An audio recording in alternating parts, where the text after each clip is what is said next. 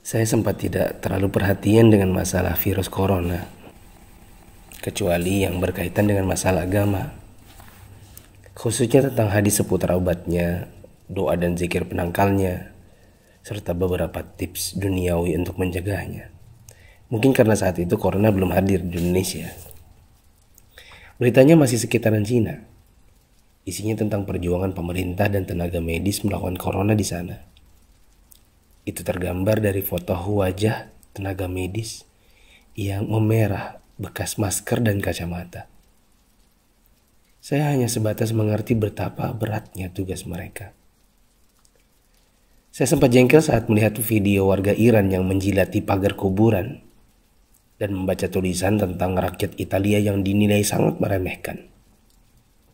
Tapi itu pun hanya sambil lalu karena positif pertama di Indonesia pun belum kedengaran. Tanggal 2 Maret 2020 yang ditakutkan pun terjadi. Pasien corona pertama di Indonesia diumumkan oleh Presiden Jokowi. Inilah takdir Allah yang harus sabar dihadapi. Pandemi corona telah memasuki negeri ini. Jumlah pasiennya bertambah hari demi hari. Gambar-gambar mirip dengan yang di Cina bermunculan di grup sana sini. Ada bekas alat pelindung diri tergurat di pipi. Tenaga medis bicara dengan kertasnya. Kami kerja untuk kalian, mohon kalian tetap di rumah untuk kami. Ada juga yang bunyinya, haus, ingin minum, tapi gak berani. Seorang dokter yang sudah sepuh dalam balutan baju perang seolah berkata, jikapun ajal datang, tidak mengapa. Karena raga yang sudah tua ini memang harus ikut berjuang, tidak hanya bisa berdiam diri. Ikatan Dokter Indonesia menyampaikan belasungkawa karena 7 orang dokter di garda depan meninggal. 5 dari mereka wafat karena tertular virus ini. Seorang dokter muda hanya berdiri di luar pagar saat menemui keluarganya karena takut membawa virus dari luar. Meskipun foto ini aslinya dari Malaysia. Ternyata APD medis harganya sangat mahal. Dan sekali pakai saja. Saking krusialnya, para ulama dan ustadz-ustadz yang mumpuni ilmunya sampai mengeluarkan fatwa. Bolehnya tim medis sholat tanpa wudhu, tanpa tayamum. Lantaran pelindung dirinya tidak boleh sembarang dibuka. Tak hanya itu, ada juga fatwa sahnya sholat meskipun ada najis. Karena baju medis ini bukan baju biasa. Sekali dipakai untuk satu shift jaga, berjam-jam tanpa makan, minum, bahkan buang air dengannya menggunakan pampers orang dewasa. Bayangkan lagi jika dokter dan perawat wanitanya adalah ibu atau saudari kita yang sedang mengalami datang bulan. Dan lagi deras-derasnya. Atau dia istri kita yang harus berjuang di rumah sakit. Sementara punya bayi yang juga harus disusui tapi tak bisa. Ada pun yang wafat. Mayatnya tidak bisa dimandikan. Bahkan tidak ditayamumkan seperti biasa. Hanya disolatkan dan dikubur bersama plastik membungkusnya. Melihat dan membaca berkali-kali, saya pun akhirnya bisa memahami dengan hati. COVID-19 ini bukan sakit biasa. Dan tugas tenaga medis sangat berat terasa. Kalau bukan karena tidak ingin ditanya keluarga ada apa, saya banyak mengalirkan air mata. Untuk pasien positif corona dan keluarganya, sabar ya. Insya Allah sembuh tidak lama. Jika bersabar, kita dapat pahala. Di rumah dulu sampai negatif. Kasihan jika virus ini menular ke orang lain. Apalagi kepada yang punya penyakit penyerta dan lanjut usia. Untuk yang harus keluar dan tidak ada pilihan kedua, semoga Allah memberikan saya dan teman-teman keselamatan dan rezeki untuk keluarga. Jaga kesehatan ya.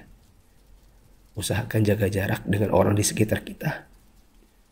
Kita tidak tahu siapa yang tertular, siapa yang sehat. Karena yang positif corona pun bisa jadi tidak merasa karena tidak ada gejala. Untuk yang masih abai dari solidaritas bersama, Saya ingin mengetuk pintu hati dan meminta waktu teman-teman sebentar saja. Yuk kita berpikir bersama. Jika teman-teman menggunakan media sosial atau punya kotak kaca media massa, teman-teman pasti sudah mendengar berbagai penjelasan wabah yang melanda. Pemerintah, dokter, para pakar sudah bicara. Dari wawancara hingga rekaman video HP sederhana. Para ahli statistika mengemukakan data dengan tabel, grafik, dan semua media yang mereka punya. Teman-teman pun tinggal ketik halo di WA COVID-19 dan bertanya dengan input satu huruf saja. Jika data itu jelimet untuk dibaca, mungkin teman-teman bisa nonton versi kartunnya. Semua tenaga sudah dikerahkan oleh berbagai kalangan untuk membuka mata hati kita. Jika tidak ada waktu untuk membaca, meme korek api pun sudah tersebar di mana-mana. Sampai-sampai ada yang berpikir, mungkin kalau simulasi penularan virus corona ini pakai video game, barulah anak muda yang meremehkan corona akan mengerti dan percaya. Mereka pun membuatkan potongan video gamenya. Artinya, jika usaha seperti ini masih belum menyadarkan kita, entah dengan cara apa lagi. Apakah tongkrongan kita butuh ditembaki dengan gas air mata baru kita mau meninggalkannya? Pemerintah tidak minta uang dari kita. Mereka hanya ingin kita mengikuti arahan mereka. Untuk yang menimbun dan menipu, semoga Allah memberikan teman-teman hidayah dan memaafkan dosa-dosa kita semua. Dan menimbun barang yang dibutuhkan masyarakat saat masa sulit itu termasuk dosa. Rasulullah SAW bersabda, la yahtakiru illa khati. Tidaklah menimbun barang kecuali orang yang berdosa. Terlebih lagi bila menipu dan berdusta. Kami hampir tertipu dengan penawaran masker murah yang tadinya kami akan bagikan gratis kepada orang-orang yang membutuhkannya. Di mana hati kita? Apa kita bisa tertawa saat orang lain menderita? Teman, turunkanlah harganya ke harga normal jika engkau tidak bersedia menggratiskannya. Seperti pahlawan jalanan yang membagikannya. Untuk yang kaya. Kaya yang sesungguhnya itu adalah jika harta itu bermanfaat bagi orang di sekitar kita. Bukan hanya untuk pribadi semata. Yakinlah kekayaan, saldo ATM, rumah miliaran, outfit jutaan, mobil mewah memang membuat kita besar di mata manusia, tapi tidak ada artinya di sisi Allah yang Maha Kaya jika tidak menghasilkan amal dan pahala. Saya mau sumbang jam tangan dan beberapa barang lainnya yang mungkin tidak seberapa jika dibandingkan dengan teman-teman menyumbangkan harta nantinya.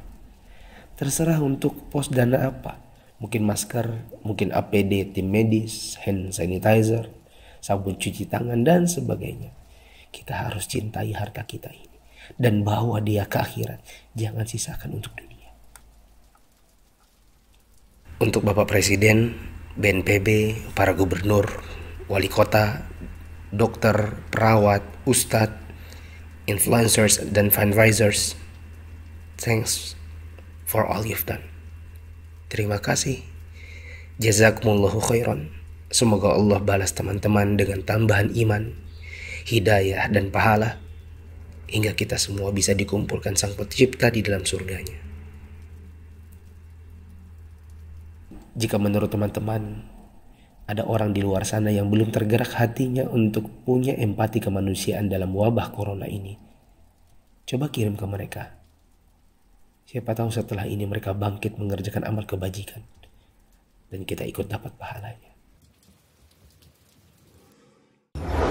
Dipersembahkan oleh RTVC, Asosiasi Radio Televisi Islam Indonesia.